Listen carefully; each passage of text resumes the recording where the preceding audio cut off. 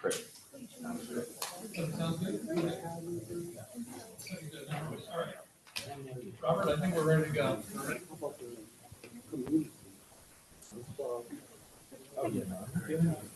I think they pointed to something right here in town, a black. Good evening, everyone. Everyone online, good evening. Welcome to our last series in the Heroes panel.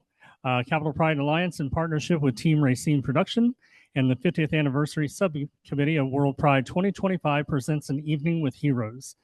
The Capital Pride Alliance is celebrating 50 years of pride in our nation's capital. As part of that celebration, we want to highlight some of the organizers in our community who have received an honor from our organization or made outstanding contributions to Pride in Washington, D.C. Tonight is very special because all of the people that you see in front of you have organized or started every Pride that we have in D.C., so we're lucky to have all of these heroes with us. I'm gonna be brief on your bios because I know people can read them, and we want to get to a lot of the questions that we have from Benjamin, who is our moderator this evening. Benjamin Coy from Team Rayceen, thank you for being here. Our first panelist is none other than Christopher Dyer, founder of Youth Pride. Our next panelist is Jim Bennet, next to his husband, Deacon Maccubbin, with the founders of Capital Pride as we know it today. Next to them is the wonderful SaVanna Wanzer, founder of Trans Pride here in the nation's capital. Next to her is Ernest Hopkins, one of the original founders of Black Pride. And rounding out the panel tonight, our former Capital Pride Board of Directors and the founder of Latino Pride is Jose Guiterrez. We're going to save some of the updates for Capital Pride and World Pride to the end. So Benjamin, I'm going to hand it over to you and we'll dive right into our questions. Awesome. Well, hello, everyone. Okay, just wanted to check the room, see how we're feeling. It's Monday, so wanted to get us ready and energized for this conversation. Thank you all so much for joining us, whether in person or virtually. Just a quick reminder that your presence here, it means so much to so many folks, right? We're in such a crazy time, a random time, a weird time, but your presence here is a reminder that we will be here. We have been here. That we have been here. We are here, and we will continue to be here. So let's hop right in to our panel. Today, we are talking with founders, as we just mentioned, some of the prides here in Washington, D.C. area that makes the district go round. And we're celebrating 50 years of Capital Pride here in the district. So let's give a round of applause for that. With that said, let's go ahead and hop into our first question. As a reminder to our panelists, we are making sure we want to get all of your voices heard, but do so in 1 to 2 minutes, okay? I'll kick it off with SaVanna. What was your first Pride experience? Take us through that moment. Actually, this question is for all of you, but I'll start with SaVanna. What was your first Pride experience like? Yeah, but you need to speak into a mic here because you can't hear us. We're virtual. My mic, okay. First of all, my name is SaVanna Wanzer, and I'm a community activist representing the transgender community and anybody underneath that umbrella. First of all, I want to thank all of my friends that I've worked with on a variety of boards and advocated with and harassed and everything. We can't leave no part out of it. My first Pride experience was being a part of Capital Pride, but the African-American community was on the sidelines. We weren't feeling comfortable being a part of the original Capital Pride when it began. And that's one of the reasons that I'm the founder of Trans Pride and Black Trans Pride. So we only allow, a couple of minutes, so I don't talk that much, but I guess that's a thing. But my greatest experiences at a Pride was when we had the first Black Pride. And it was all over everywhere that everybody was so excited to be a part of it, to just be inside of that field. And some people were ashamed to come through one door, but they had a back gate and everything. So us young yips, I was a young yip during that time, a teenager. So I was there ready to go with the good go-go shorts and everything and ready to enjoy myself. But once I got over on the other side of that gate at Banneker Hill, I just felt so accepted, so loved by my community, and I just felt as one individual. So I don't know who else. Which way are we going to go? Depends on who the next person is. Thank you, SaVanna. Hi, everybody. My name is Jose Guiterrez, and I'm a Mexican American, and I'm very happy to be here.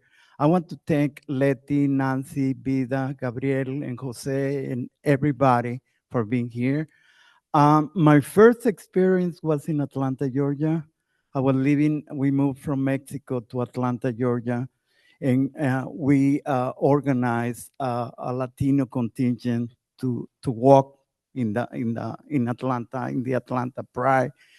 And that was a great experience because for me, coming out and working with another Latinas and Latinos, that was very powerful. That was a sense of pride, of also familia, unidad, and working together just to be in the Atlanta Pride. And we helped to organize another communities that they didn't have access, to the media. And we worked together to create Latinos en Acción. Some sisters and brothers, we worked together. So we were meeting in Piedmont Park in Atlanta. And then we organized our community to be part of the contingent of the Atlanta Pride. But that was a powerful experience, and I was so happy. And I tell my mom, I'm going to be in the parade with the gay community. And my mom, she said, what is the gay community? With the jotos and maricones. And she said, okay, good. Have fun.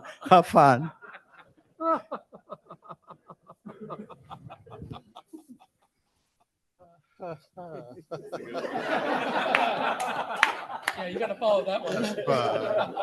That's so fun. Ernest Hopkins, and I'm a native Washingtonian.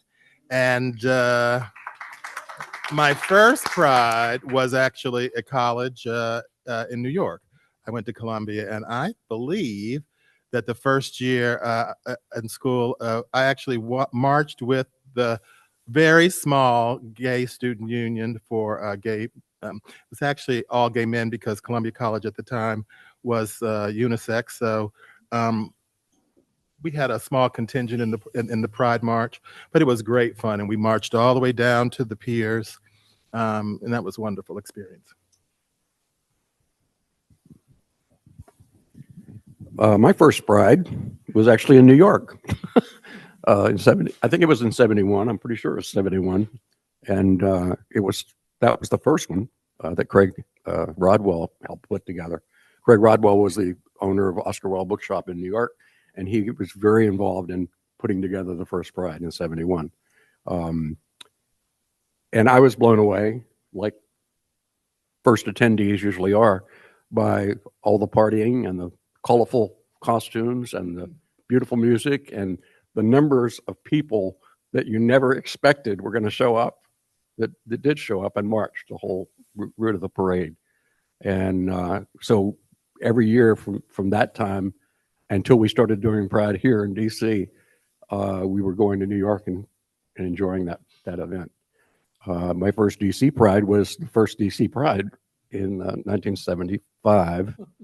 And that got started because we were sitting around in my apartment with some friends having a little party, and somebody mentioned that they were going to New York for the Pride, and somebody else said, it's okay to go to New York, but why don't we do one right here in DC? Why do we have to always go to New York? And that sounded like a great idea to me. And so the next day I started putting one together, and that became the first Pride that we had in 75.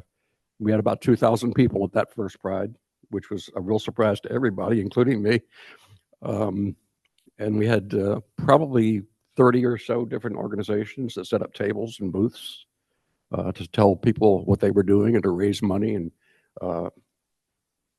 we had politicians speak, and we had musicians and performers perform, and everybody had a good time. And it got great coverage. Was it P Street Beach? Pardon? P Street Beach? No. Then it was at the 1700 block of 20th Street Northwest, which was the original home of Lambda Rising. Lambda Rising was at 1724 20th Street Northwest. So we took over that block.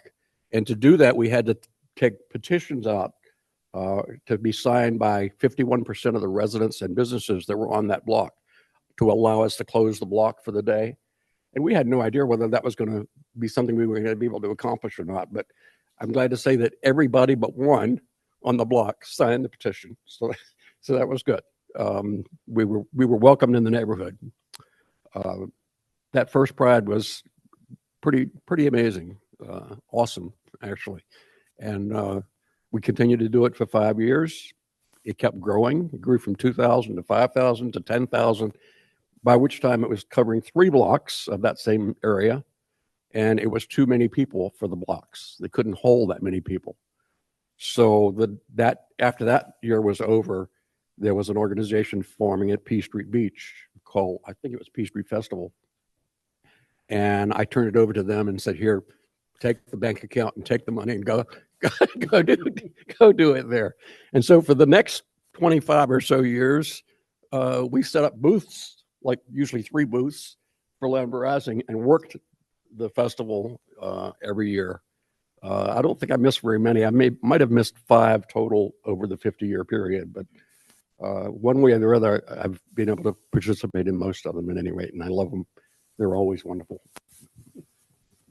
And by the way, on the petition signing that I mentioned, I was reading an article out of the WIDA website the other day, and it mentioned that I and Jim had circulated the petitions to get them signed. Jim didn't come into the picture until 3 years later in 1978. Make that clear. So be careful when you read history of things, because it's not always accurate. So I'm Mrs. Maccubbin, the man behind the man. We're in our 47th year, and my first Pride was working 1980. And I did it from a business perspective. I learned the bookstore business inside and out, and Deacon and I kind of plowed forward each and every year, reinventing our booth and being a part of the community. It was quite the honor, actually. So a lot of pride since then. Thank you. I want to add one other thing to that. I was the figurehead for the bookstore in many ways since I founded it, but for 20 years, he was the general manager and made it work too. And I couldn't have done it without him. It would never have happened if he hadn't been there to do it with me. And when the news crews came along with a breaking story that was of interest to the gay community, most of the organizations didn't really have offices. There wasn't anywhere to go to back then. But they knew about Lambda Rising, and so they would come to Lambda Rising and they'd stick that microphone in his face and he would answer. So he did a great job of representing us all those years. And that's one reason why I love it. There are others. I'll take it. Where are we going here? Actually, never mind. You can keep this one. This works. So my first experience with the LGBT community was marching with my mom, who's watching from home, at the 1993 March on Washington. And I'll never forget getting down on the mall and seeing RuPaul being introduced as this new fantastic drag queen. And I heard "You Better Work," and I thought, So, but my first Capital Pride experience, and this was my first real Pride experience, was 2 years later. And it should come as no surprise to people to know I was actually a volunteer. I was the volunteer backstage security person. And Martha Wash was on, the Village People are our headliners, but Martha Wash was on stage singing "It's Raining Men." And I noticed the Village People backstage dancing along to it. And I thought, my God, this is amazing and fabulous. But I will remember from that event is walking out onto Pennsylvania Avenue. This was the first year it was on Freedom Plaza, and looking at thousands and thousands and thousands of people and thinking, my God, we all have jobs. We all have lives. And it was that profound experience that really motivated me to continue to work and do Pride. So that was my first Pride experience. Thank you for those stories. I love hearing all of them. And putting myself in your shoes and where you were, you certainly kept me laughing on that one. Now, as you know, each of you made significant impacts to Pride organizing. We just heard a little bit about it, but I want to get into the granular actually. What inspired you to start your various prides? So what inspired you to start your Latin Pride? Well, I was inspired by Sylvia Rivera, which I met in New York City when Llegó organized one conference in New York City, and the stories that Sylvia Rivera told me that was so deep because I think Sylvia Rivera and Marsha Johnson opened the ways to many, many people and organizations in a local and national level. And I was inspired by Sylvia Rivera because I was talking in New York City with Sylvia, and she was telling me all the stories and all the things that she did in New York City with STAR and with another organizations. So I came and I was thinking about it, the idea to do the Pride. I'm sorry. To do the Pride for Latinas and Latinos. And I was thinking before, and some people say, don't do it. Don't do it. Why are you going to do it? And I stopped some years, and in my mind, I was thinking to have a space for Latinas and Latinos. And I organized here in HRC. HRC support us for many years. So I do fundraisings to get pupusas and tacos. And we organize in the same place, a panel with Latinas and Latinos, and just to continue. And now I'm very happy that Nancy Cañas and Dee and Julio and another members continues with the Pride. So I was so happy, that the legacy of Sylvia Rivera, just continues to organize that DC Latino Pride, and we just have a little people here, and with the years, the Latino Pride is growing and growing and growing, and I'm very happy that Nancy organized many activities, for the community. Ernest, how about yourself? What inspired you to start Black Pride? Black Pride was started as a fundraiser for people living with AIDS. That's what it was. It was not really started as a Pride activity, like a lot of the others sound like they were conceived of.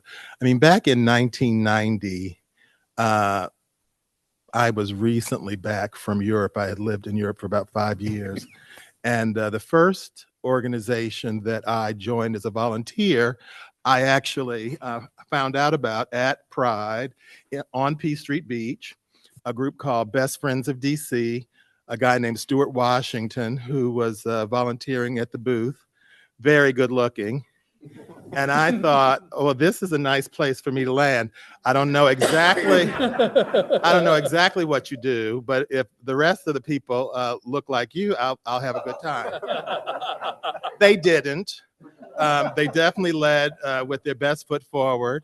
But when I came to Wellmore Cook's house, he actually lived on Webster Street. And for folks who kind of are historians of the situation, he was Republican. He was a veteran. He was a homosexual. absolutely did not like the word gay, and he was a fun time. He would get food at the commissary, and he'd have parties at his house for young gay men, and people would play pinochle and spades and whist. And his house on Webster Street in the 1600 block became kind of a hub for a lot of people outside of the bars. And when AIDS really hit Washington, it really hit that population, that community of guys. And so I think Best Friends was developed as an emergency financial assistance organization to really help really that cohort of men who were a part of the social network in Washington, but who were dying fast and who were dying without resources. And I'll remind you that there was little to no medication. And so the organization literally would pay for people's rents, to keep their lights on, to buy them food, to get them transportation to and from wherever they needed to go, to bury them. And we got one grant, I remember, in 1991 from Glaxo Wellcome for $15,000. And we thought, oh my God, this is amazing, because it usually would take us a very long time to raise $15,000. But the grant actually coincided with one of the worst periods in the epidemic, when people were most in need. And we ran through the money really. As soon as it came, it was going out the door. And so Wellmore Cook, along with Theodore Kirkland and myself and Stuart Washington, decided to start Black Gay Pride as a fundraiser. We thought if we could do something social that would bring many of the people who were having problems, but also friends of people who were having problems, together to raise resources in a way that was fun for them and useful for us, that would be a really great thing. And so that's the start of the process. We didn't stop anything from occurring. And so the fact that it has developed into the same kinds of prides that the others were from the beginning, and the fact that it has become an international network of prides really all over the world, is a testament to human creativity, to the willingness of people to, when they gather, do amazing things. But it wasn't our original intent. And I am hopeful that, you know, the memory of Wellmore and Theodore will be a reminder to folks that sometimes good purpose can be the catalyst for magic in other ways. And so that's how it started back in 1990. Our first one was in May of 91. And ironically, we were in Banneker Field in May of 91. My father was in Howard Hospital across the street, dying of pancreatic cancer. And the day of the first Pride was his last day. He died on the 21st of May. And so, you know, all of the spirits kind of collide with each other to make memories, to make history, to create collective history with our communities. Beautiful, beautiful. SaVanna, how about you? First of all, I'll have to explain to each and every one in here the hardship of making the transgender community visible. When I first tried to get trans pride in the community, I went to the board that organized Capital Pride, and 2 years I was rejected. I was told that we have drag queens perform. We already have transgender community being represented, which were drag queens. Then I had to educate people that drag queens are not the transgender community. So I fought and fought and fought. And it was the only thing everyone always wanted is an opportunity. Once we have an opportunity, we just run with it, and there are no limits. And then educating community is the second step. And then I can remember that I was approved because they had a new, I'm gonna say, administration coming in, which was Regina Newkirk and Dave Mallory. Dave is still a part of Women Walker, but Regina has moved on. But they gave me the first opportunity to bring trans pride into life. And another organization that helped was Westminster Presbyterian Church that allowed us to house the event. But there were people that sat around the table with us, like Vincent, that believed in the transgender community. And I can remember when I came to ask, can we have trans pride? And this one gay white man will always say, no, no, no.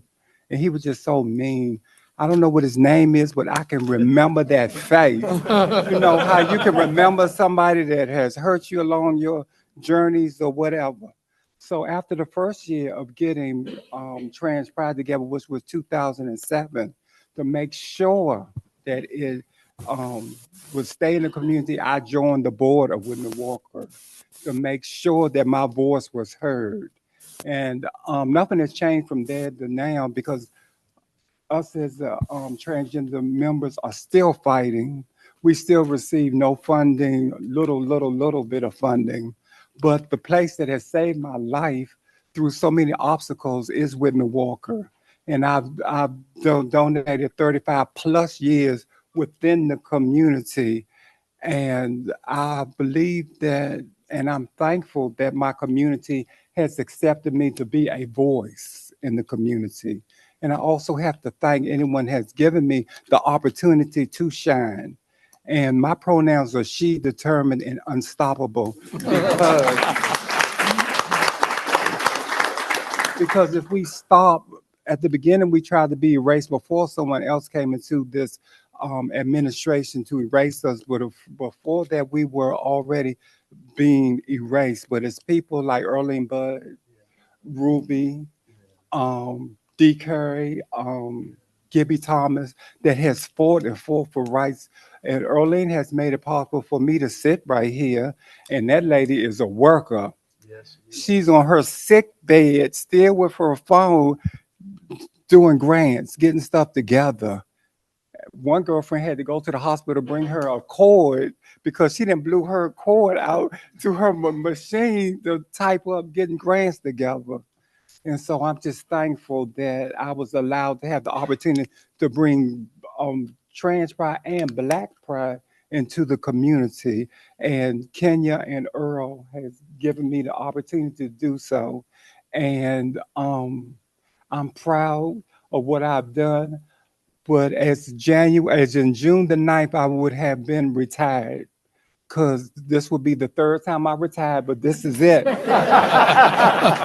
This is totally it. And then you have to, whatever you do, you have to pass the baton to people.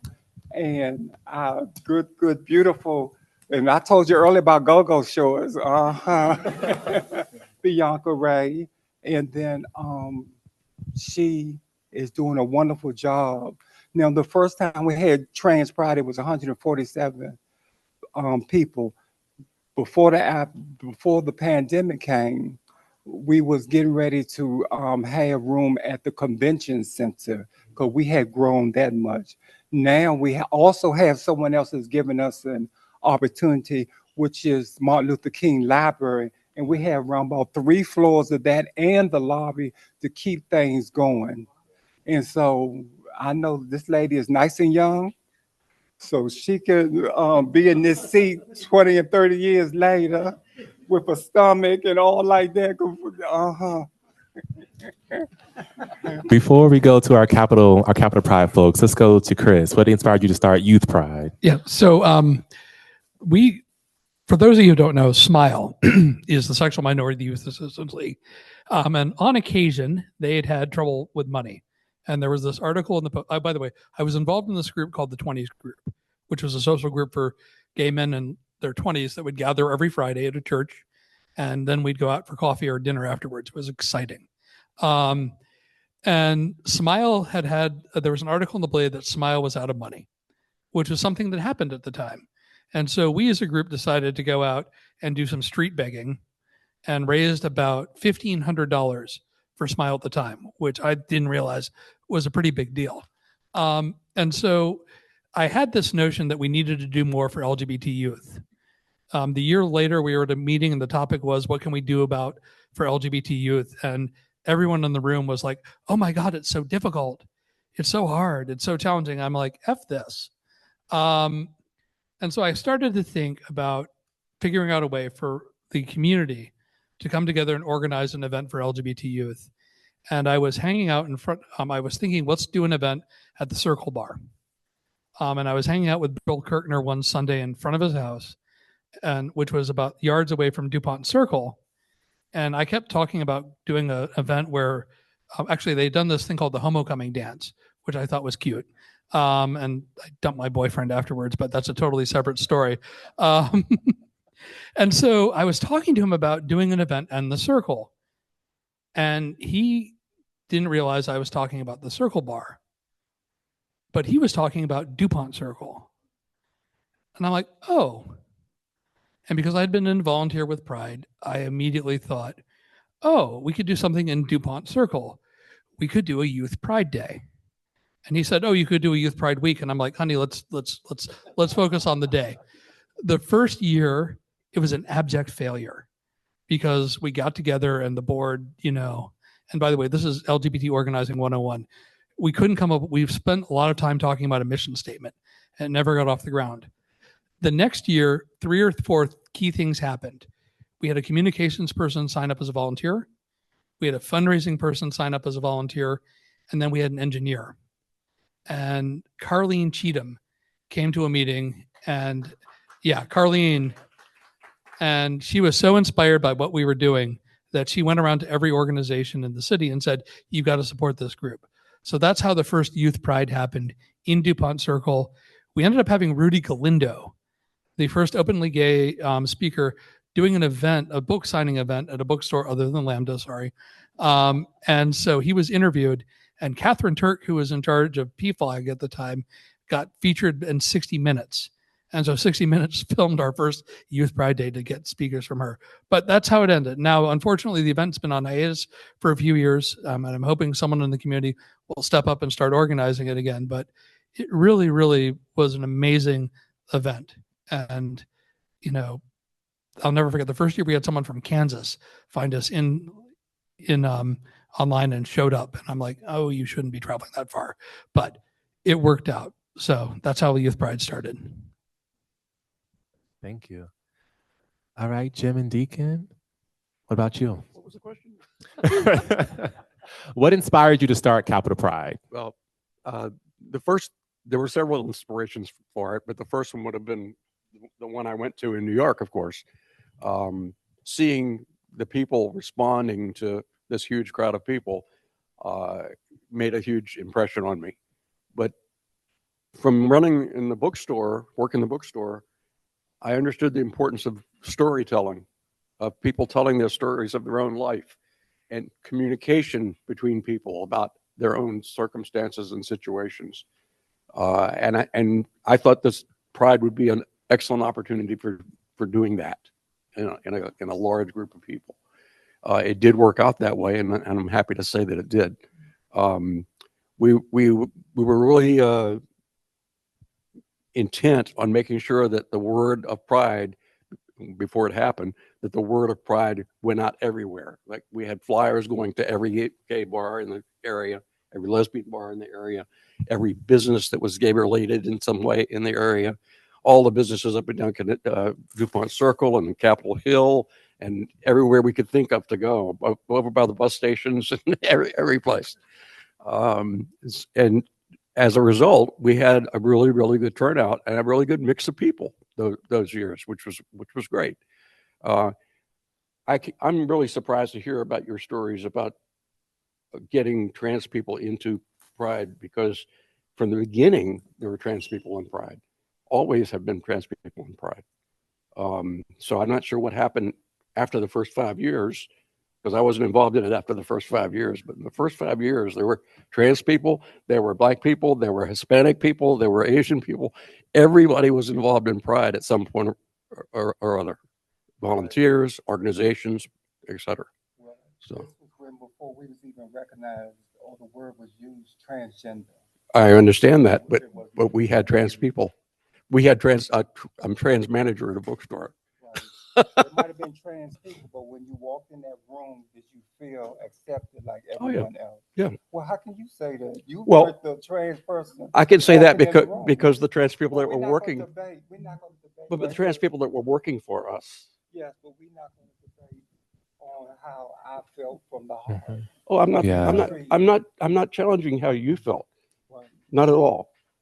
I'm just telling you that there were plenty of trans people that were active and involved in the earliest prides. Right, and this is the perfect example right here from this conversation that we had What? about the struggle. I'm not following you. You're not following me because you trying to. SaVanna? I'm just telling you what. No, my you're experience fine. was. We're not going to give that to him. Let's push forward. Let's push forward, and we'll come back to that at a later date. From the lens of your first Pride experience, the Pride that we're activating now, how do you all feel that the meaning of Pride has changed? I know, Ernest, you brought up, from the beginning, it was more of mission driven for Black Pride, whereas some others were just meant to be in community and feel better about yourselves. Some it was to bring visibility to your community and bring visibility for the community. So how do you all feel, starting with Chris, how has the meaning of Pride changed from your first experience to now? Well, the meaning of Pride fundamentally for me has not changed. It is a profound experience to be surrounded by thousands and thousands and thousands and hundreds of thousands of people who have that similar experience, as I say, of being thrown in a closet or thrown in a locker and coming together and showing the resilience and just having a good time. So I know that Pride for some has become a little bit more corporate, or now in this case, a little less corporate as the unfortunate things are happening. But fundamentally, that experience is you show up. Now, of course, for me as a person, it's changed. The perspective has changed a little. I'm no longer organizing it, which is very weird. But I attend, and it's just simply amazing to see everyone's first Pride. So for me, it has not fundamentally changed. The experience a little, but the meaning of it has not. How about yourself, Ernest? I was thinking about it. And the truth of it is that when I go to Black Prides in various cities and here in DC, I don't see a lot of corporate support other than, and it's a big other than, the pharmaceutical industry. The pharmaceutical industry is very, very supportive of Prides, and I know the two big ones, ViiV Healthcare and Gilead Sciences, they have a whole team, a whole squad of people who, starting in about a month, will do nothing from May until September, then go to Prides all over the country. So in some ways, I feel mission accomplished, because it started about AIDS, and now it's more about PrEP, and it's about making sure that people who are living with HIV have access to their meds and know about what's available to them and how to access it. So I feel great about that. From the very first Pride, we were doing one thing, but there was also a community of people who saw it as a lucrative business venture and were doing other things. And so from the very first Pride, we had marketers and vendors who did separate things and did not contribute to us, but created, I would say, additive benefit to the community, because they created parties and socials and a whole variety of things. It wasn't what we started out to do, but it was what the community wanted and needed. And so that kind of thing has perpetuated as well. I think that once again, I'll take a little bit of what Chris said. There are so many people who have had so many challenges about their sexual orientation and their identity and how they fit. And if they can come together for a few days, however they do, to celebrate themselves, to find themselves, to explore themselves, to meet people who are in similar circumstances, that's great for me. I love that.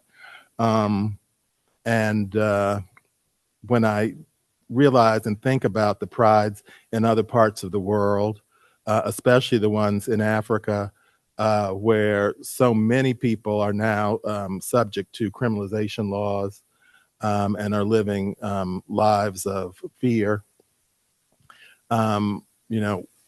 We worry about how this kind of event could put them at risk. And so we're mindful of that. But the infrastructure that exists hopefully will be there to support them in this really hostile environment. One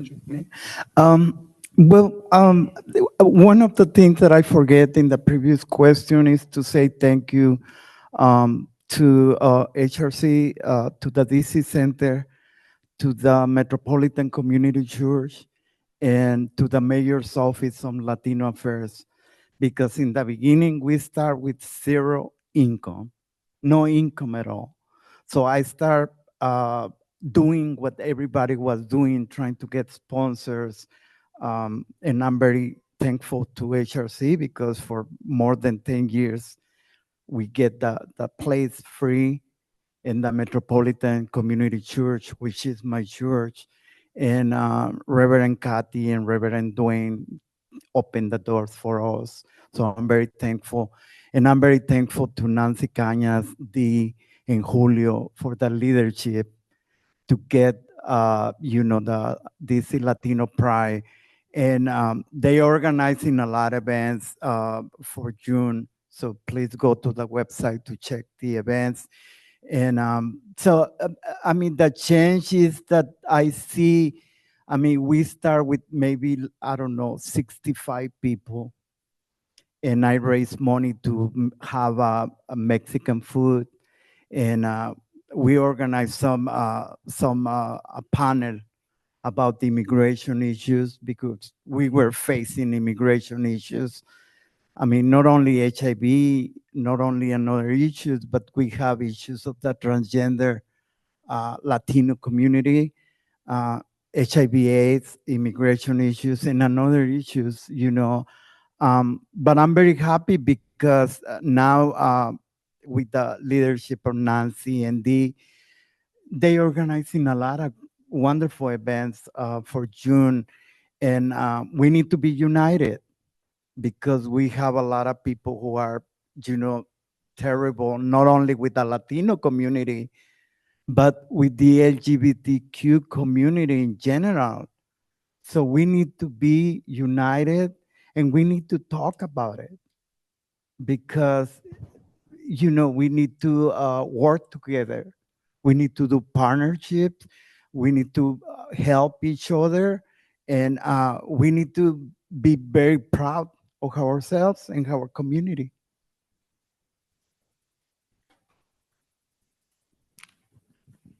First of all, pride is something that I feel within my heart, something that I know is just not one day, 5 days, or 4 days celebration. It's a lifetime celebration. It's being able to walk into a room with your head stand high and saying that I am someone. I'm standing up, standing out, and standing proud. Now, I had the opportunity to be the first transgender board member for Whitman Walker and Capital Pride. That sounds cute, doesn't it? That sounds like a good history place card. But remember being the first, you have to come into a room, you have to come into an organization, and you have to fight for the years and years of someone else's voice. And your voice as living as that person is never ever accepted. It is never ever agreed upon. And then you got to keep fighting and you got to keep fighting, and you have to keep having debates. And you look around the community, and everyone's office says we support LGBTQ plus community. But when you walk through that door, how many people in that community is with being hired within there? How many times do we have panels and everybody from the LGBTQ plus community is not on that panel? That's opening up my eyes and saying something. All these organizations that says LGBTQ, and you see a brochure, and the only thing you see is someone that's not representing yourself. And the list goes on and on and on. And the fight is so strong in this administration. I want to retire, but even sitting down here tonight, I'm like, do I really want to retire? Because the fight is still so strong. And my face is out there. And somebody told me early on, if a political figure does not know you by name, you ain't working hard enough. You got to go out there strong and stronger. But unity is very, very important. We are all the same. So let's get in one boat and let's all row together. We need to row together so that we can learn from each other, love upon each other, and never ever let that person's community history be erased, because our history lives on, and we can never ever be a past subject conversation. We're going to be an in place, in time, and right now conversation. Oh, you have your mic already. Is it working? I think so. Hey, SaVanna, don't forget to talk. Please don't forget to talk into the mic for our friends at home. I mean, don't get me wrong. You're inspiring me. I feel the move. I feel the Spirit of the Lord rolling through you, but we do have to speak into the mic. Sorry to jump in. You're doing great, SaVanna. You mean say it again? They can hear you. The question was about how it's changed over the years. I don't think the gist of what Pride represents has really changed all that much. We still go out to celebrate, and we go out to organize. Those are the two key parts that we were trying to do in '75, and we're still trying to do. There's differences in sponsorship. For example, the first 5 years there was only one sponsor. We didn't go out looking for sponsorships. We didn't approach corporations for anything. We didn't ask the community for anything during those periods of time. We put up a few $100s literally to get things rolling, and the only thing that we kept was the beer concession and the Coke concession. Anything else that organizations wanted to do to raise money was their money. It wasn't our money. It was their money. They kept it. And so it was a fundraiser in that regard, but it was a fundraiser that everybody could participate in and raise money from. We made enough money on the beer and the Coke to have money left over at the end of the event so that we could then do the same thing next year.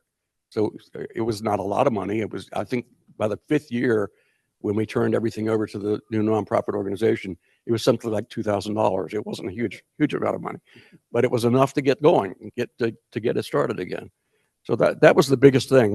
It was definitely a community event. It wasn't a money-making event. It wasn't intended to be that. And now it makes a lot of money with all the corporate sponsorships that are coming in. But of course, in some places, Cleveland, I think, is one of them. The Pride groups are rejecting money from companies that have done away with their DEI. So they're just not going to take that money, and they're going to do it without that money. And they'll be able to do it without that money. I don't think we need the corporate money as much as we used to think we did. The meaning in Pride to me meant every day that I worked the bookstore, oversaw its operation, hiring, bought sidelines. I had a sense of real pride each and every day being in that situation. there was folks in the early days that came in and they had a sigh of relief because they felt safe. They felt like they were part of something. They felt like they were home. And it helped them be better people. And I know from the letters that we received over the years that it was extremely rewarding for me to be a part of that. So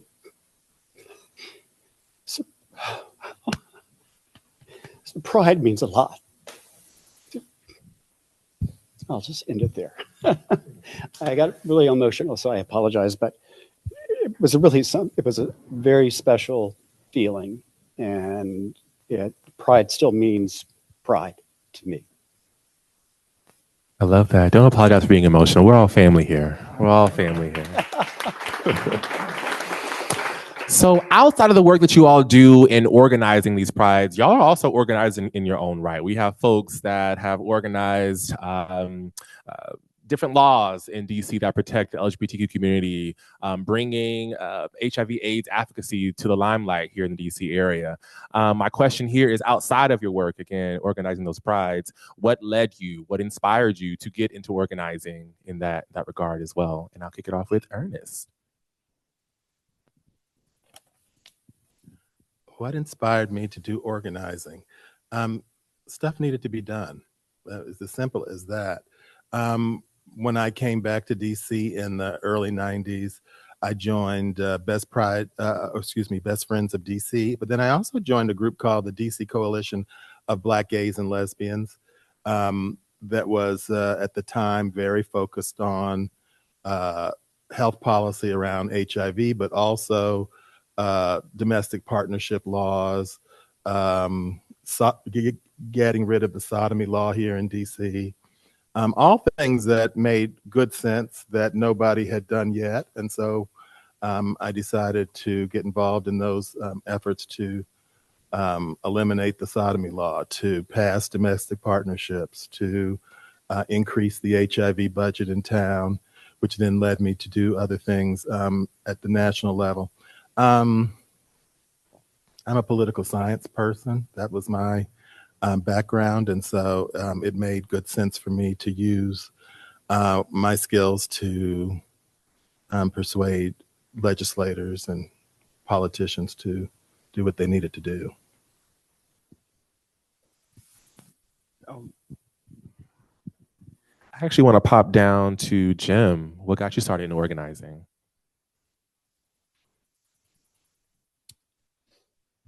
One, I guess, because I had the experience. There was a need, I was asked, and I stepped up. I was counted.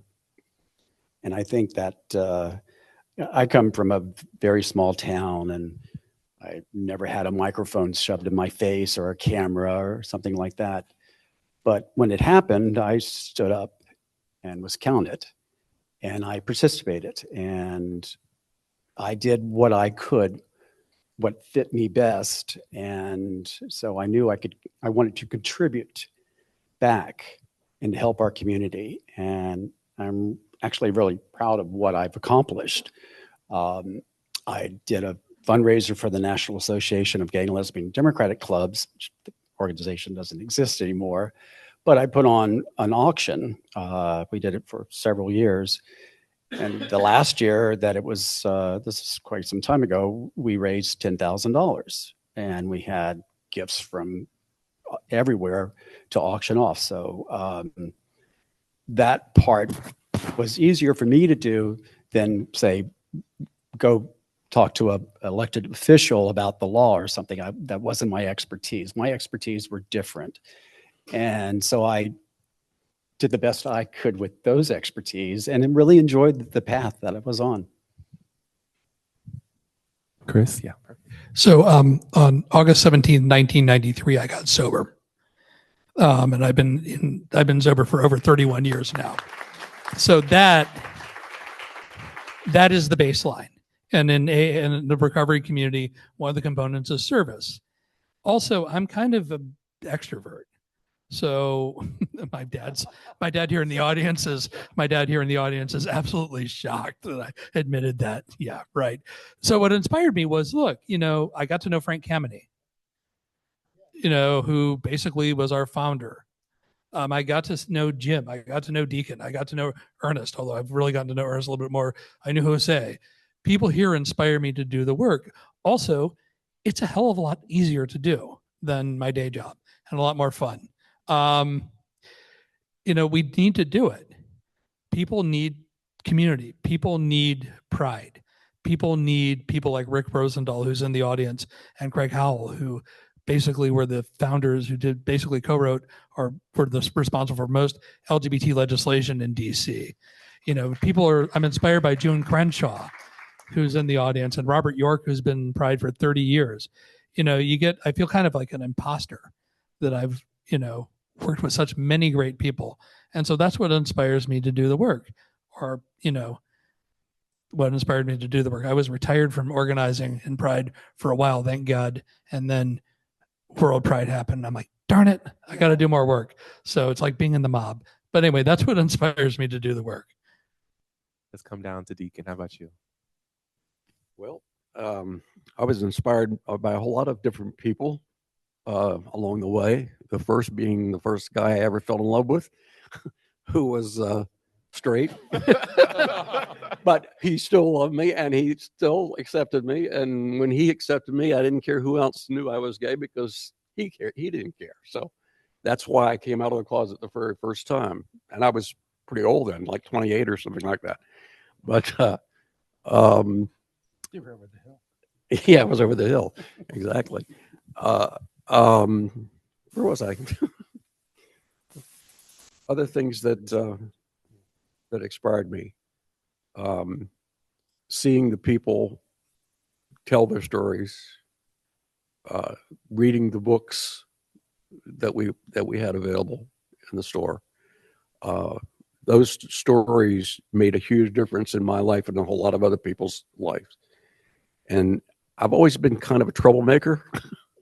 I was very active in the anti-war movement back in Tidewater. Got arrested for that a time or two. When I got to DC in 69 or 70, I was active with the Gay Liberation Front and active with GAA, and could put on my freak flag with the GLF and put on my suit and tie with the GAA and do both. And I like that. I like being able to work inside and outside on the street both ways. That was always fun. And I organize stuff. I like starting things, but not necessarily sticking with them. Lambda Rising is one thing I stuck with for 35 years, but normally what I do is start things and then get them going and get them rolling and then turn them over to other people to do. That's what we did with the Lambda Literary Awards. Again, we sponsored them for 5 years, got them working really well and smoothly, and turned it over to a foundation in New York, and they ran with it. So I like doing those kinds of things. We had started a gay switchboard, a youth switchboard in the community building that I was in back on 20th Street. And I helped starting it. I got the phones installed and got it set up and running and turned it over to some other volunteers to just take care of it. So I like doing that kind of stuff, being a catalyst for stuff, but not necessarily sticking with it myself forever, Understandable. How about you, SaVanna?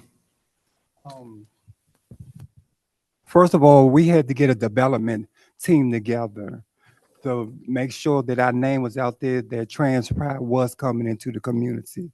And then the people that sat around the table, we organized a day of how this was going to look. And how it looked was we had organization tables around the room, and with everyone having their information, everybody having smiles, and this was just the best moment in time. And then after we had organization, then we had breakout groups for conversations that focused on our community, such as our health, HIV, wellness, and what's our future plans, nutrition, surgeries. And then after that, we had a luncheon and, evening dinner, I guess it was, and with an award ceremony. We were just trying to get everything in that day. And then following that, we just released, I put our head down and enjoyed ourselves with a dance. We did not want to leave that building. So it's around about 1 or 2 o'clock in the morning. And then we went from the inside of the event. Now we had another party on the other side.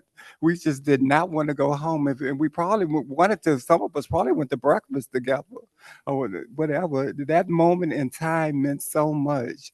And this moment in time means so much because we are fighting and fighting to make sure that our human rights are still respected. So many different things. We can't even get passports with our gender identity, and the list just goes on and on. And we're being taken away from our jobs and being respected and said that we cannot go to this bathroom and that bathroom. I can remember early on with my transition, and I wanted to go, well, I was going to get my license inside of the DMV, and that was where the headquarters is at Metro headquarters down there across from Judiciary Square. So I'm going in there to get my license, and this guard was at the desk, a woman guard, and I went to the bathroom, and she followed me in the bathroom, and she was knocking on my stall door. We told y'all people, don't come in here and use this bathroom. So that made me more and more to work hard for my community. So that wasn't enough for girlfriend. So girlfriend followed me down the hall too, where that line was to get your ID. And she was studying, just hollering and hollering. And I just kept a straight face because I knew that I'm there for one reason. I'm gonna get this ID. I'm gonna get my big old female, my F on this ID and tell that lady to suffer. And then the fight has still been going on because I still look people in their eyes and tell them to suffer because that's what they're going to do, because my community is going to stand up, stand out, and we standing proud. So I don't know who to hand this mic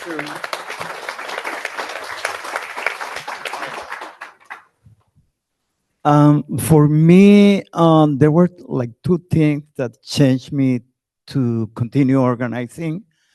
The AIDS epidemic in the mid 80s. I was living in Atlanta, Georgia, and many of my friends died and passed away week after week after week. I was working in an organization called AIDS Atlanta in Atlanta, Georgia, and we were assisting clients in the state of Georgia with, the basic thing, food, transportation, substance abuse, mental health assistance. And then I became with an ACT UP, an organization who were protesting in Atlanta, and then working with the Latino community in Atlanta, assisting. And then I came to the National March in DC in 1993, and I started working with Letty and another leaders of Llegó. And I work with different agencies in Washington, DC, with Salud Inc., La Clínica del Pueblo, with my Walker Clinic, and all the organizations are doing a wonderful job. So in one way, the AIDS epidemic either inspired me or moved me to help the community.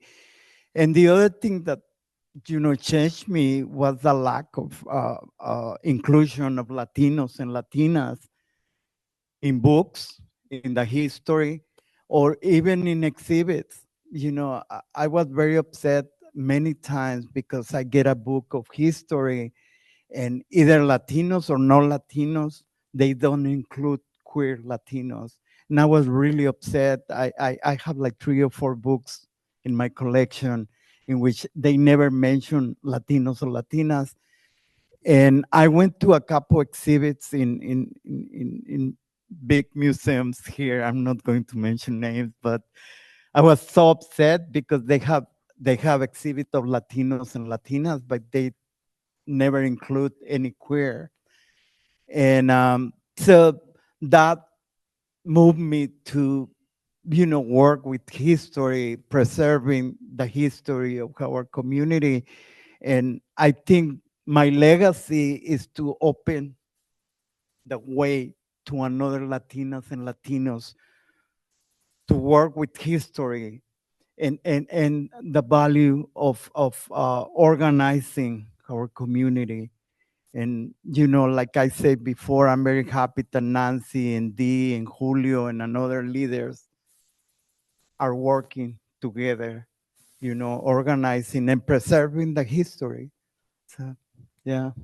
I love that. Thank you all for sharing that. What I want to highlight for our audience members, particularly our youth, is these folks saw a need, saw something that they wanted to change, and they got into it and they did it. So thank you all for getting in the mud, as we say, and making those changes, because we would not have these prides without these folks sitting right here.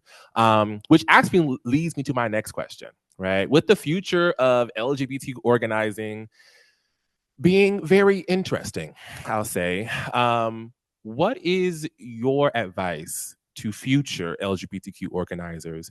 What's your advice to LGBTQ youth right now who are seeing the things on television and are worried about what our life is going to look like in a couple of weeks, a couple of months? What's your advice? And I'll start with Christopher. What's your advice? So I'll be brief since we're getting close to the time.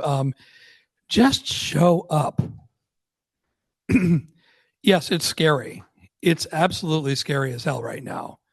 I can't imagine, but just show up. Now, in a practical way, as I mentioned before, when you're going to be a successful organizer, you need a fundraiser, a communications person, and an engineer. With those three, you can get almost anything done. We have to show up. That's, our futures are, rely on it. And also, you have a lot of fun people around you who are happy to help. I never really played well with others. I mean, I was inspired by other people. I was kind of a hardhead, but I did learn a lot of stuff from like Frank and Jim and Deacon. So that's my other piece of advice. Don't be afraid to ask for help. And you'll be surprised at how easy it is and how willing people are to help. So that's my quick. Jim? I would say show up, be counted, and get involved. Just even if it's slowly, one step at a time, just get involved somehow, some way. Everybody has something to contribute, and you'll be amazed at the people that you'll meet, the new friends that you'll make, and the service you'll do for the community. It will be an awesome experience. Don't give up hope. I'm 82 years old, and I'm not sure I should be giving young people advice anymore. But I guess the only thing I would really say is do something. Just do something. Everybody can do something. You can talk to your family. You can talk to your friends. You can write a letter to the editor. You can talk to your congressional representatives, and please do constantly. Do something. Join with your friends to get something done. It doesn't really matter. Not everybody's a politician. Not everybody's a business person. Just figure out what you can do and do it. Bianca, I want you to not give up. Taylor, I want you to continue of advocating for our community. Vincent and Jamie and everybody else, continue being our allies. That's what we need. Everyone has given me an opportunity, such as Whitman Walker. Then we was called Clinic, now we're Health.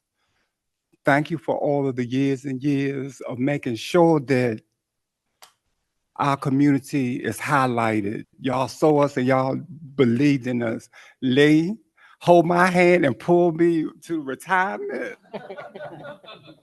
Because I'm going to stay a little bit. I want to stay a little bit. And Capital Pride, thank you for the years of allowing me to harass y'all. The years of saying that we need, and we still need. And now we have a bigger pot of funding due to World Pride. But the following years, please keep us in mind. Give us a little money, which y'all always do. And thank everyone that has housed Trans Pride, because we've been on the umbrella of Capital Pride. We've been an umbrella of Whitman Walker. We've been under the umbrella of May is all about trans, which is a celebration of the whole month of May, highlighting the transgender community. Now we're under the umbrella of Trans Pride DC. So these are all of the asks, and just give any transgender individual the main word, an opportunity. What I would say is just keep building community. That what I hear most frequently is people saying that they didn't know that there were other people like them. They didn't know that there were people who felt and thought as they do. And you won't know unless you get yourself involved and engaged. So just stay engaged, stay involved, keep creating community, and keep the ladder down. Keep the ladder down. There's so many young queer people who are kind of doing it on their own. They're going online and they're trying to figure it out, and they really do need you. They need another person to talk things through that will support them just in a friendly way, to just let them know that however they do it is okay, and that you won't judge them and that you will support them as being a person just coming through the world, trying to make their way. I really do think that all of the prides that we've created, all of the work that we've done is really all about that, trying to make the world a safe place for people to be who and how they are, without judgment and without fear, in safety, and in love and joy. How about that? How about a little joy, you know?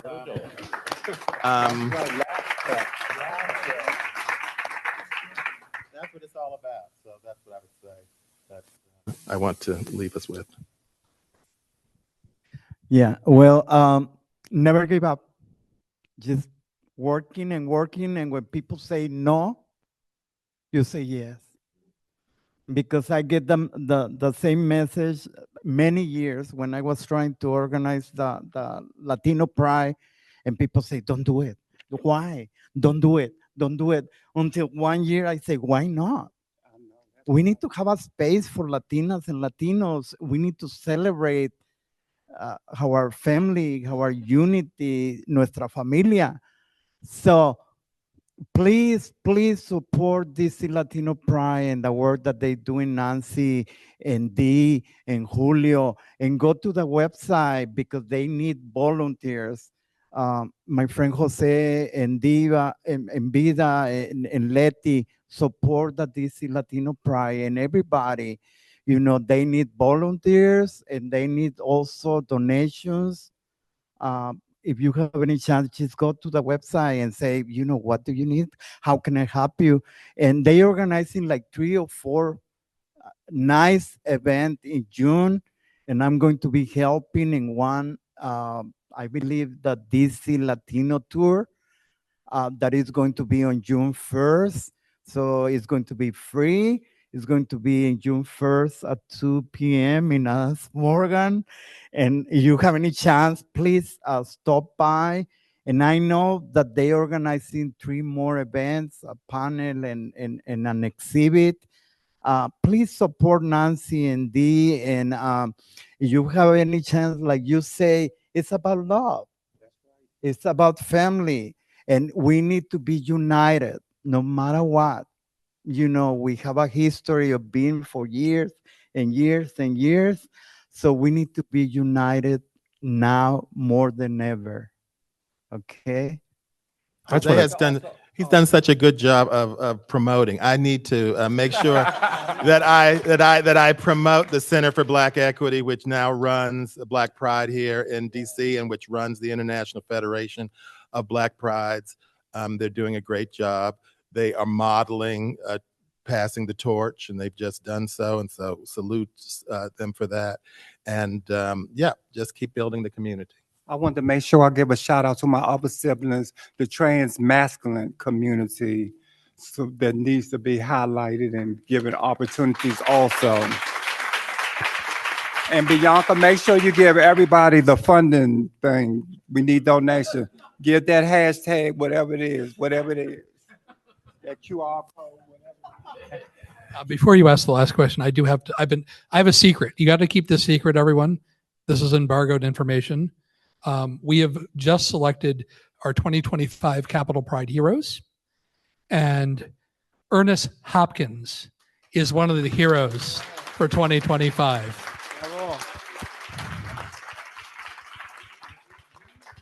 So in addition to showing up for the festival and the parade and the march and rally on June 5th at the National Building Museum, he'll be honored. So anyway, that's the shameless plug portion of the show. If Rayceen were here, go ahead, Benjamin, and ask the last question. Perfect. Before we get to the last question, though, I just want to just do a quick spit back of what the folks said. So we heard show up, get involved, do something. Don't give up. Keep advocating. Keep being an ally. Keep being an ally. Can we hear that one more time? Keep being an ally. Keep building community. Never give up. Keep the ladder down. Oh, I like that one, Ernest.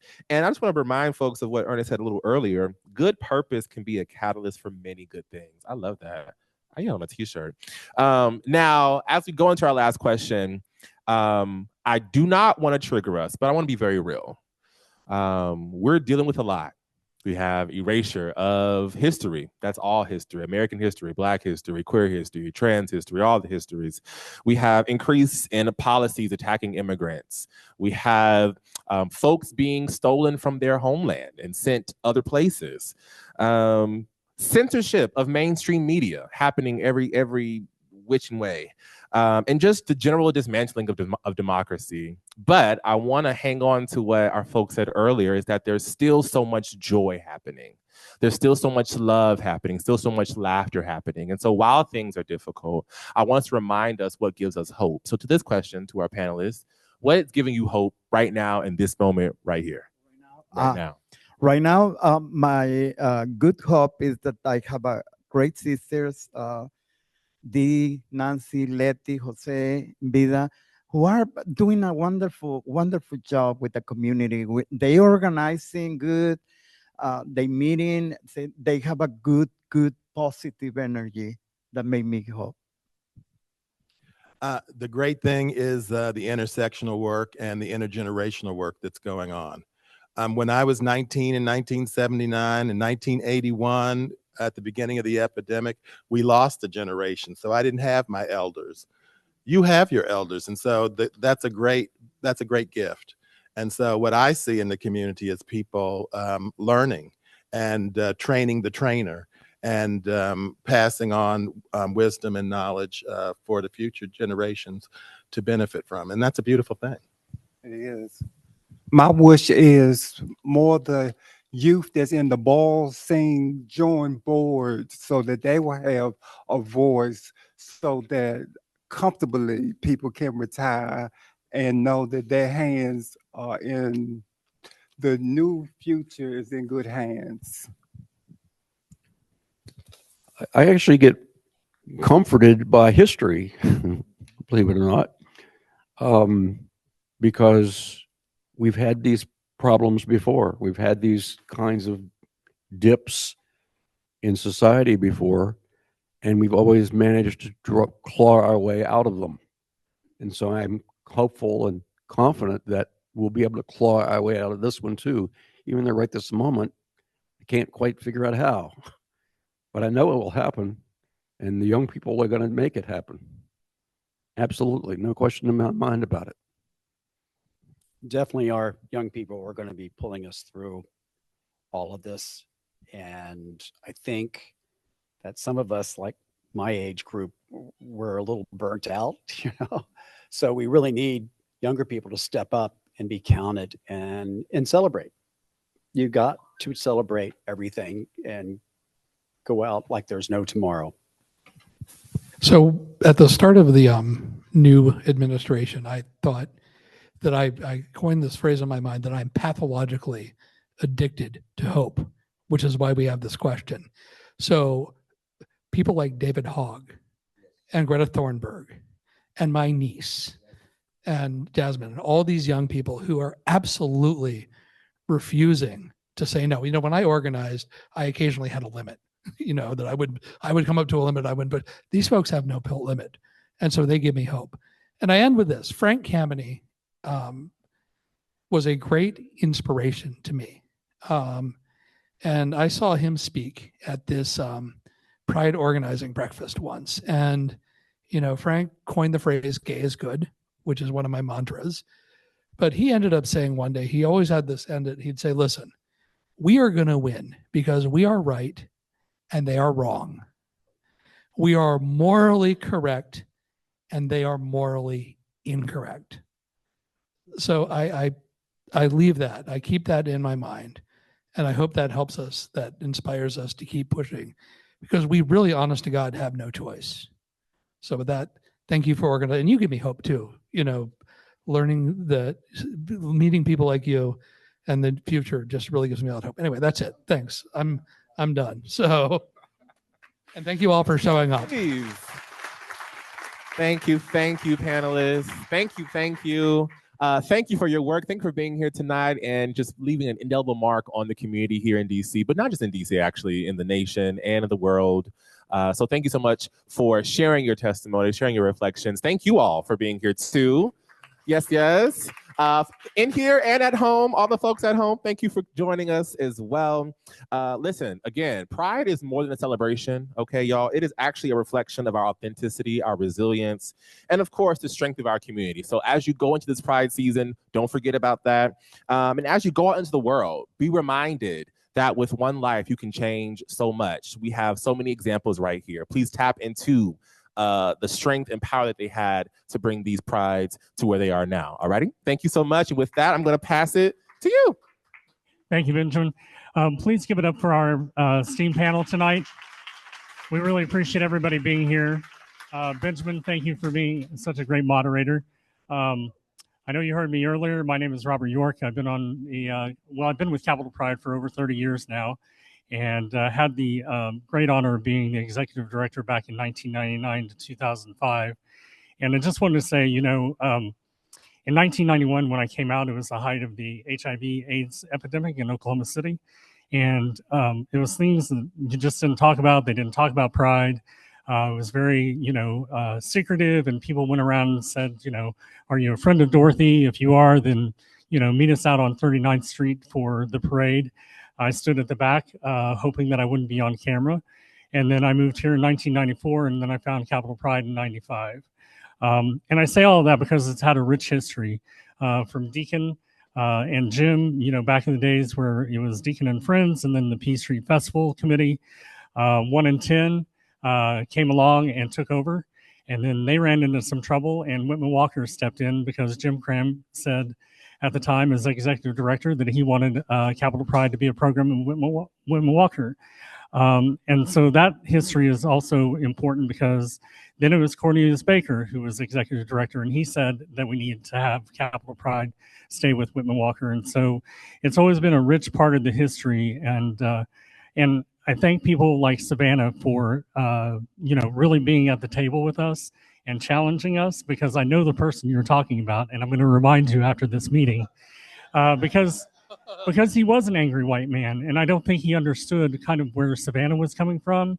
And I learned from SaVanna and Consuelo and Taylor and Bianca and Holly and Ruby and everyone else that I've come in contact with about how important it is to stand up for each other. And a lot of information that you don't know about, because at that time, Whitman Walker had a 40-person board, 40 people sitting on the board. You can imagine how many clicks that was.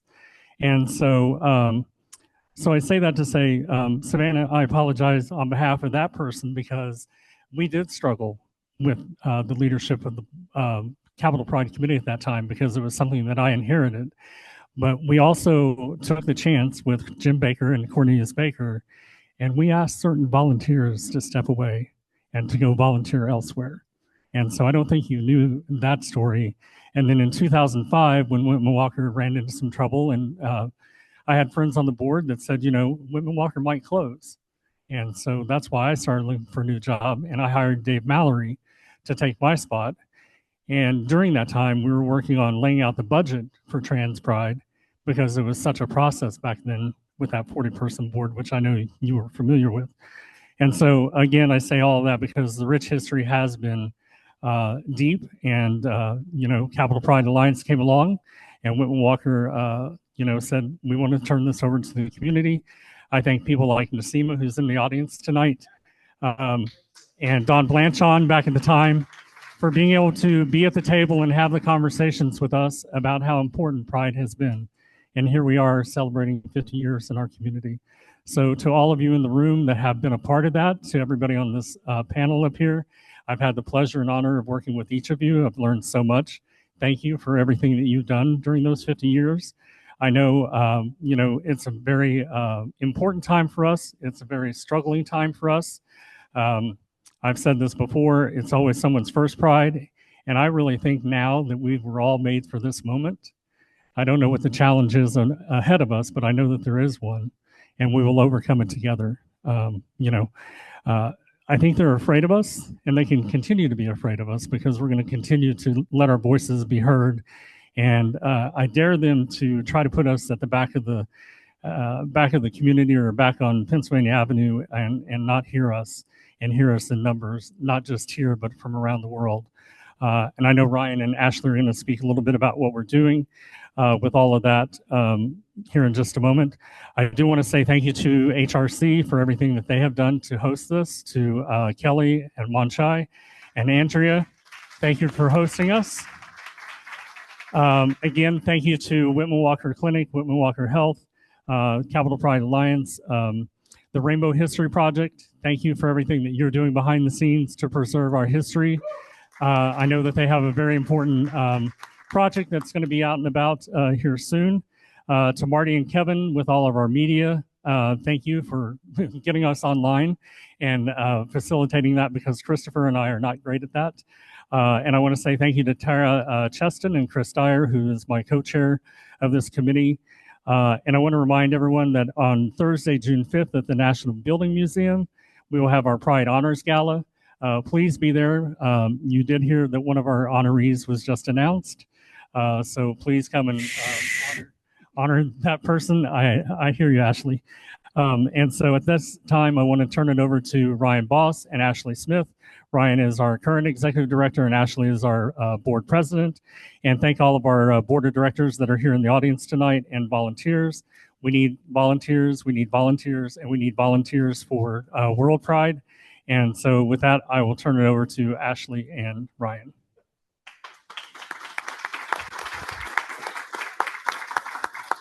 First off, let's give it another round of applause for Robert York. Robert is he's done a lot of great work in this community for a long time, and so we're very honored to work with Robert. And I know Chris has had some great joys in working with Robert over the last several months or last year. To all of you all, many of you all have had the pleasure to have worked with, know, argued with. No. Oh, who am I talking about? Who am I talking about, SaVanna? No, but it has been such an honor to know all of you all. And as a transplant, many of you all were born here, but some of you were not. But as a transplant that has been here for 18 years, being a part of this community has just been truly amazing. And getting to know many of you all have been just eye-opening for me. And I definitely did not know some of the struggles that took place before I even came out, because this is the city I came out in. And I know, Ernest, I've been over to your house multiple times, and we're breaking bread together, and, you know, sometimes cried and everything else, just talking about the struggle that we've all had to go through to be who we are today. And it's the shoulders that you all have created are the shoulders that we're standing on today. Those of us who are a little bit younger than you all. And so we appreciate you all for your leadership. I know, SaVanna, you're still young, baby. But we appreciate you for all of your leadership. And many of you all have served on the board with us, so we definitely appreciate you all for all of the work that you have done and what you will continue to do. Those of you in the audience, yes, I'm looking over there. I'm looking at you. I was like, what? I just want to say thank you to all of you all who are here with us. Pride would not be what it is without you all. There would be no real reason to have it without the people who are in this room and the people who are online, and that so many other people in our community that have just been truly authentic. And so I just want to say thank you for all that you all have done and creating this space that we're going to have World Pride here in a few weeks. It's 27 days, I think it is. No, 26 days to the kickoff, right? Is it right? 27. Okay. I'm looking because I know you have a countdown someplace already on your phone or whatever. Jamie's always on it. So it will be kicking off with Trans Pride, and we're super excited about that. And then going into Black Pride and all the other activities that we have going on, API Pride, et cetera, et cetera, et cetera. It's going to be an amazing time, and we want all of you all to participate. Make sure you're there on June the 5th. It's going to be a full day of different activities that will be taking place around the city, but you definitely want to be at the National Building Museum because you don't want to miss out on the fun and all the honoring that we're going to be doing and continued celebration. Congrats for DC having 50 years, but we also need to also realize the fight started beyond that, before that.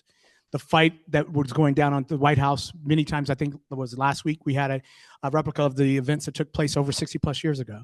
You know, when they were fighting and standing up for our community, members were out there doing that. And that's the type of stuff that will always be a part of the fact that we will have a voice, and they are afraid of us. I think to what Robert was saying, they are afraid of us, of what we have been able to accomplish, and we can only accomplish more together as one. Jose was hitting it right on the button. We have to stay united. And many of you all also said the same thing. We have to stay united. We have to keep opening the doors for more people. We have to be supportive. Our trans community cannot be silenced. We need every single part of our community. And sometimes there's parts of our community that will try to silence other members of our community. That can't happen. So we have to stay united, and that's what the Fabric of Freedom is a lot about.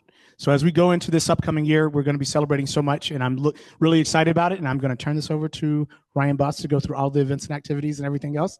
And thank you, Ryan, for all the work in the team. There's a lot of staff members who are here in the room, so let's raise the hands of those staff members that are working with us. Thank you, thank you, thank you for all that you all are doing. We can't do it. Board members, volunteers, we appreciate you all. I'm not going to say waste time, but you all can go to the website, worldpridedc.org, to see all the many events that are taking place during this year's World Pride celebration, kicking off with Trans Pride Washington, D.C. on May 17th. I apologize, I was not here for the panel. I was presenting to the Washington Concierge Association, which I didn't realize existed. There's like associations for everything here in D.C. I think we're the nation's capital of associations. Though I walked away from that extremely uplifted because they all work in hotel, restaurants. I'm sure there's tour guides, everything around welcoming people to Washington, and the excitement that they all had for what we do every year with all of our prides, but specifically for World Pride, just left me truly empowered in terms of what we're about to do. They also very much understand the urgency of what we have in front of us, that we cannot back down, that with all the calls of boycotts, with all the calls of don't come to United States, don't come to DC, this is the time to come to DC if you feel comfortable coming to DC. This is the time to ensure all of our prides from around the country and around the globe continue to happen, because this has to be a global movement. This isn't just a hate-filled United States right now. This is going across the globe and the world, and we have to stop it now. So we, as the pinnacle of Pride this year with World Pride, have a big responsibility. So I lean on all of you and the history and the empowerment and the initiative that you all took to start prides in all these different spaces, and all of you for being here, and all of you online, that let's show up. Let's encourage our friends, our family, our allies to show up. And for those who aren't able to show up, let's make sure that they can show up where they feel safe to still be part of this movement. So thank you very much, and happy Pride.